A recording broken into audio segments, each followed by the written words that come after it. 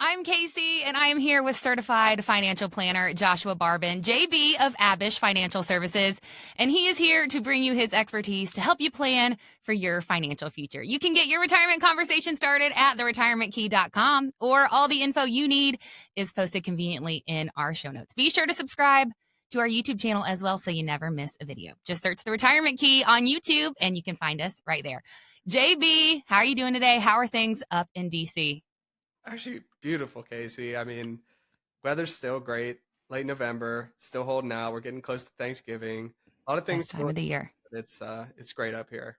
Awesome. I love to hear it. Well, I want to pick your brain today, JB, about retiring specifically from the federal government. But before we get into that, I want listeners to get to know you a little bit. And so I want you to tell us a little about your background and how you decided to pursue a career in financial planning in the first place. I think my dad took me to kiss the Barney Stone when I was 9 years old. He took me and my Okay. little sister. So, and I just say that jokingly, but I really enjoy having meaningful conversations, just like this one we're going to have today. It's something I get to do every day is get to talk to people. And when you talk about money, most people don't like talking about money. It's one of those topics that's you prefer not to talk about most of the time. For sure. If you do end up talking about it in a safe and comfortable environment, then it usually ends up to be meaningful because, you need to get the most out of it. So get a chance to talk and have meaningful conversations with people about what they really want out of their life. Your money's always deeply connected with your goals, dreams, hopes, and fears. And so helping people navigate tough situations. My dad was an attorney. He had 3 brothers and a sister. They all were attorneys. Wow.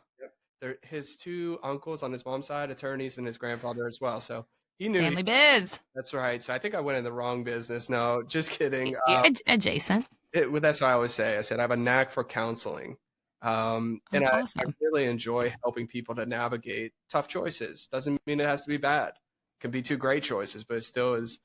When it comes to money, it can be tough choices, and I like helping people with that.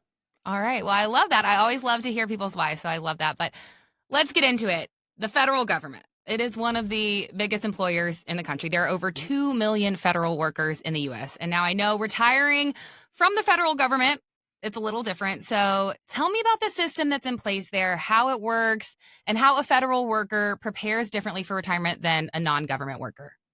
Yeah, the biggest thing, I mean, when you're a federal retiree, you're basically going to have 3 pieces of your retirement plan, which the first piece is going to be the basic benefit.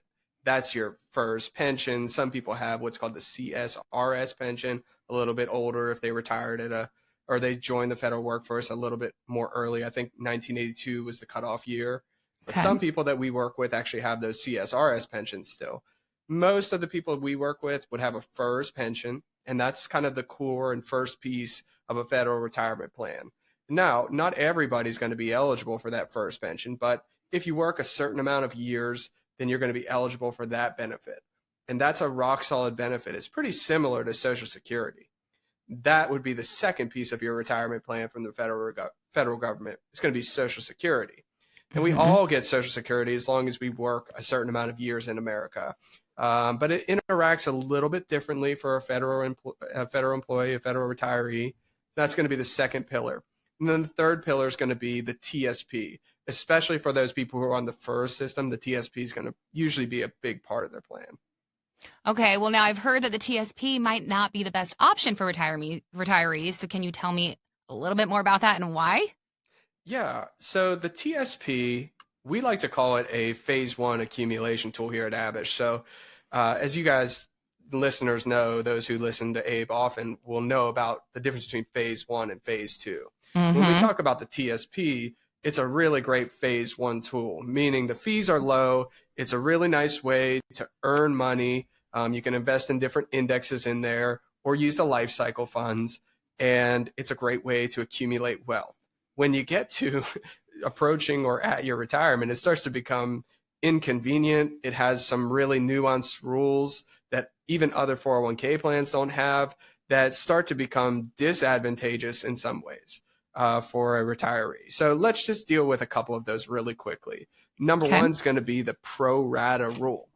Now, when you're a TSP investor, they make it so easy for you. You basically got 5 letters that you get to choose from: G, F, I, C, and S. Those are your letters, and you can make an alphabet soup, or you can just choose an L. You can choose an L, and basically they'll choose the alphabet soup for you. So, like I said, this is a really nice accumulation tool. They make it super easy. The funds usually perform pretty well on the upside, and so that's great.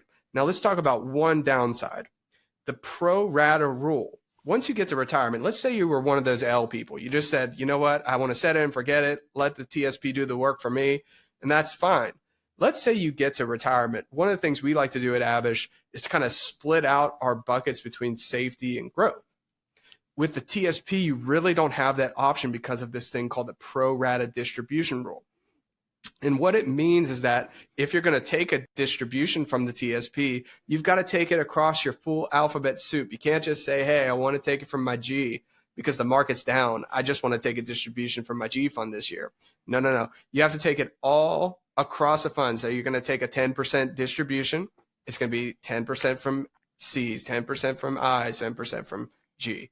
And that's actually a pretty negative thing about the TSP, because if the market is down 20% and you wanted to take a distribution, well, you've got to eat that 20% loss, where you could have just taken a distribution from your fixed side that wasn't down at all. So there's the pro rata rule, one of the biggest downsides on TSP distribution planning. There's others as well.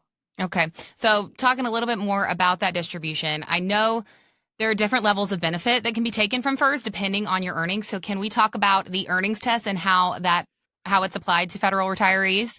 Yeah, the earnings test, like Social Security, it'd probably make more sense if I bring it to Social Security first. So like Social Security, everybody kind of knows that if you're 62 and you file your benefits, that's your minimum retirement age for Social Security is 62. If you file for Social Security when you're 62, that's fine. But if you're still working, your benefits are going to be reduced by the amount that you're earning. And you can't earn more than about $22,000. Otherwise, Social Security is going to start reducing your benefit. It's kind of backwards, but you can't earn money while you're receiving Social Security benefits. Now, you get those back later on, but it's just kind of inconvenient to lose those benefits. The FERS earning test works very similar to that, where if you file for your benefits early and you're still earning income, you can actually have reduced benefits from your FERS pension annuity if you file early and keep working. So that's okay. Now let me ask you this, since we're talking about Social Security. Is there any buzz or worry like there is around Social Security that FERS could possibly be eliminated one day? No, I think that FERS is going to be, maybe FERS can be changed. First of all, this is a good example. The CSRS system was the system that was in place. I call it Caesars. I don't know if that's industry standard, but I call it Caesars, but like a Caesar salad or something. But that pension was much better than the FERS pension. It had a higher percentage of your high three that was paid. I don't even think they used the high three on Caesars, but it's a higher payout, basically. They dialed it back with FERS. And the reason is because pensions are sometimes hard to manage. Basically, with a pension, you're promising a payment. And so you need the investment side, you need to make a certain rate of return to meet the outflows. That's why they added the TSP when they introduced the FERS system. They basically said, investor, you're now responsible for the investment side of it, rather than the government having to make that rate of return. They said, we'll match you on your TSP and good luck. And, that's great. The TSP can be really effective if you use it correctly. One thing that I've seen on the TSP side is that a lot of people make decisions in the TSP, like we talked about that alphabet soup. There'll be C investors, which is pretty much as aggressive as you can get in the TSP. But then when they start getting worried, like before the election, a lot of people felt this way, they would dial it back and put it all in G. And a lot of times, unfortunately, they don't have a discipline in how they do that. Everybody knows they don't want to take the market down 50%. They just, inside, especially as they approach retirement, they do not want to ride that thing down 50%. But at the same time, they don't have a discipline on how they dial from C to G in this case. And a lot of times they end up holding the bag, making a bad decision, holding on too long in the G fund. And that's part of one of the big downsides of using the TSP in retirement, is making those adjustments and doing it in a way that's pretty undisciplined. Okay. A lot of moving parts there. Okay. Real quick, I want to ask you, what about federal health insurance when it comes to retirees? Yeah, federal health insurance is pretty great. You do have to be enrolled in it for the 5 years leading up to your retirement. So just keep that in mind. It's called a 5-year rule. And basically, if you are enrolled in that system for the 5 years leading up to your retirement, then you're going to have access to beneficial federal healthcare programs, which include Part D coverage. It includes international coverage. You're not limited to HMO and PPO networks that are really local. Your coverage is going to be national coverage. So there's some real benefits to that FEHB federal healthcare system that other people who retire from other workforces just don't have. Awesome. All right. Well, JB, this is all fantastic information. And of course, someone doesn't have to be retiring from the federal government to work with you. All retirees, all future retirees, they're welcome. So where can people go? What should they do if they want to get in touch with you and get those retirement conversations started? Well, like you said, underneath the link, obviously you can visit right there. You can check us on YouTube, subscribe to our channel, but you can also reach out through the website, abishfinancial.com. You can certainly schedule a call with our team, and there's a lot of ways to reach out. We make it really easy, but the website would probably be the first place to go and schedule a call with us. Fantastic. Well, thank you, JB. And thank you, listeners, for joining us today. Be sure to subscribe, like you said, wherever you get your podcasts, and subscribe to our YouTube channel as well so you never miss an episode. On behalf of Abish Financial Services, my name is Casey, and we will see you next time on The Retirement Key.